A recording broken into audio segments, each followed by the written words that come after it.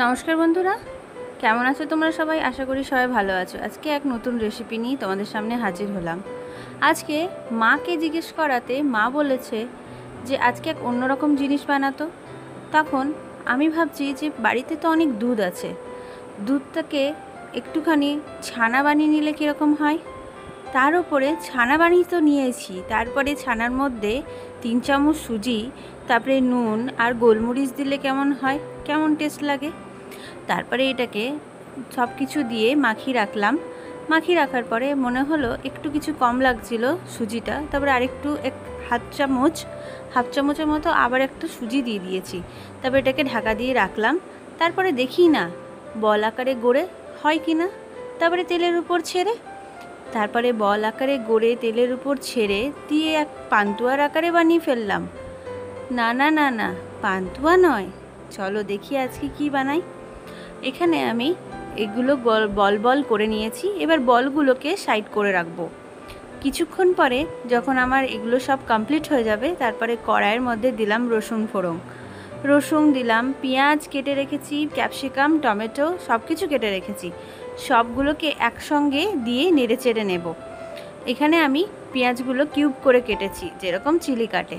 হ্যাঁ হ্যাঁ, ঠিকই ধরেছ, আমি আজকে মাঞ্চুরিয়ান বানাবো, চিলি মাঞ্চুরিয়ান। তারপরে এদিকে সব কিছু দিলাম, ক্যাপসিকামও দিয়ে দিয়েছি। তারপরে এটাকে ভেজে নেব খানিকক্ষণ। দিয়ে পরে যতক্ষণ একটুখানি নরম হচ্ছে একটু ঢাকা বন্ধ করে রাখবো। তারপরে ঢাকা দেওয়ার পরে কিছুক্ষণ 5 মিনিট রাখার পরে দেখব পেঁয়াজ একদম নরম হয়ে গেছে, ক্যাপসিকামটাও কিছুটা নরম হয়ে গেছে। তারপরে আবার কিছুক্ষণ নেড়ে নেব। নেড়ে নেওয়ার পরে দিয়ে দিচ্ছি টমেটো। টমেটোটাকে আমি এরকম লম্বা লম্বা করেই কেটেছি। আর দিচ্ছি নুনটা স্বাদ অনুসারে, আর চিনি। নুনটা এখানে কমই দিয়েছি, কারণ এর উপরে তো একটা টুইস্ট তো আছেই। তারপরে আমি এখানে নুন দিলাম আর চিনিও দিয়েছি। তারপরে আরেক কিছুক্ষণ ঢাকা দেব। আর এদিকে আমি রেডি করে নিচ্ছি সস। হ্যাঁ ঠিক ঠিক, তবে তোমরা ঠিকই ধরছো, তোমরা খুবই ইন্টেলিজেন্ট, আমি জানিই তো। তারপরে এদিকে টমেটো কেচাপ নিয়েছি, সয়া সস নিয়েছি, আর নিয়েছি ভিনিগার। এখানে আমি 4 চামচের মতো টমেটো কেচাপ, 2 চামচ সয়া সস আর 2 চামচ ভিনিগার নিয়ে সব কটাকে একসঙ্গে মিক্সিং করে রেখেছি। মিক্সিং করে এদিকে আবার ঢাকা খুলতে দেখব আমাদের সব কিছু নরম হয়ে গেছে, ক্যাপসিকাম, টমেটো সব কিছু নরম হয়ে গেছে। আমরা যতটা পরিমাণ নরম চেয়েছি ততটাই হয়েছে। তারপরে সব সসগুলো একসাথে মিলিয়ে দিলাম। দিয়ে আমাদের রেডি হয়ে গেল চিলি।